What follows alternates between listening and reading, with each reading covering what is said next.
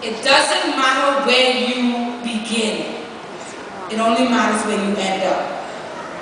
You're looking at somebody that grew up on Minnie Street, that went to church in quote-unquote Montel Heights, what they call the ghetto of the ghettos.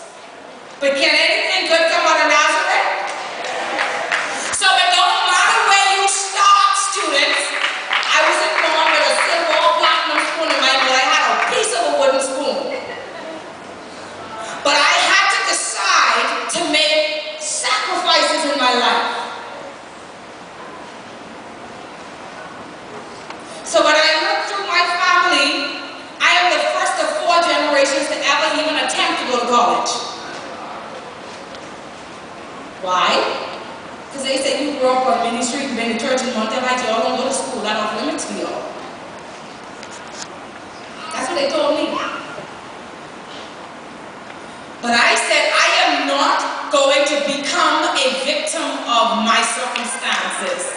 I didn't throw a pity party. I sacrificed because I knew what I wanted. I knew I was destined for greatness. Parents, they can talk with you when you try to do for your children. See my mommy there? When she put me and my sister in Kingsway Academy, they talk her to the ground. And not the strangers either, this is a family. Who really thinks she is?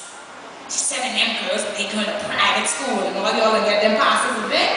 They don't start talking. They send them to them, they take in private school exam. Went to private school. I committed my ways to God, and He made me a head girl of a predominantly white school. The same Montel Heights girl. After I finished high school, I said, God, use me. I said, I want to go to college. Despite the fact that everybody around me was saying I could not go and I couldn't do it, I said, I'm going. Took my entrance exam for the college of the Bahamas, got accepted, took my paper home to Mommy. I said, Mommy, I got into COB. My first tuition was $482 for the year. Now you can't pay for credit with $482. And parents, this is a hit to you, but just give me a head start to run and start my car and leave. When I took my slip for the payment of the school fee to my mother, she didn't give me all of her drama. She was a hotel worker at the time. She didn't tell me, you know how many days I work in, and your pie ain't checking, and you coming up to me, but you need. Because why? Children's affairs are children's affairs. Adult affairs are adult affairs. Your financial problems got nothing to do with children. But the problem we have is we want to bring children into some adult affairs, and then when they take it to the next level and get and do adult things, then we want to bust them down. So when they come to you with their needs, you don't give them all your drama. And they could see with their eyes closed in a dark room that their daddy ain't checking, so you don't have to remind them of that. But when I took that to my mommy, this is what she said to me. I'm 31 years old, I still remember as it was yesterday. She said, Mommy don't have it now, but we gonna get it. 1 week later, she brought $482 home to me.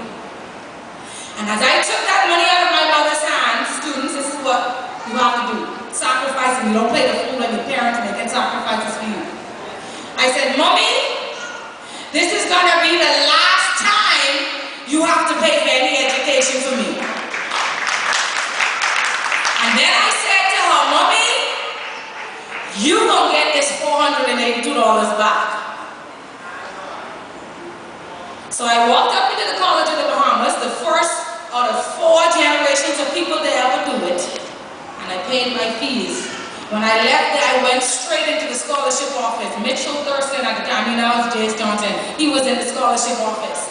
And I said to him, I need a scholarship to go to this school. He said, well, you come from King said, all that money, all the money gone. I said, well, I don't have none now. 3 weeks later, watch this, committed my ways to God and making sacrifices. 3 weeks later, they called me back into that scholarship office and said, Yolanda Christie, we have given you a full scholarship to study history at the College of the Bahamas. But it didn't stop there. On top of that, they will say to me, and please find enclosed a refund check in the amount of $482. Remember that? I tell them when she said that back. So because I knew the circumstances I had, I sacrificed. So I didn't watch the other students who may have had it and play the fool and duck class and don't study and don't do homework and don't be disciplined, because I knew that my mother had to sacrifice for me to get where I wanted to go, students. Left the College of the Bahamas, the haters still talk. I said, going to university. See, they pushing it, pushing it. Then when I said I want to study law, oh, who they think they is? She want to be a lawyer, attorney. But I went to the University of the West Indies, and I stand here today before you, and I have not paid 1 red cent for the legal education that I have. If you commit your ways to God, He'll do it. 4th point. You must be prepared for hard work. The only place that success comes before work is in the dictionary. And that's only by virtue of the natural chronology of the alphabet. The only place you're going to get success before work is in the dictionary. But in real life, you got to work before you get to greatness. Mike Murdoch says this: greatness is not the absence of flaws, but it's the ability to recognize your flaws, learn from them, and move forward. That's what greatness is. So you got to be able to work hard. And watch this. In this day and time we live in, hard work is not something that's promoted. There are 2 types of people in this world: champions and losers. Mike Murdoch says the difference between the two is this: 1, a champion lives today to create the future that he wants. But a loser lives today to create the now that he wants. He wants instant gratification and he can't wait. He wants it now. That's a loser. We have 2 kingdoms, and they tell that I'm a church girl. We have 2 kingdoms that operate in this world: the kingdom of light, the kingdom of darkness. Both kingdoms have the ability to bless you.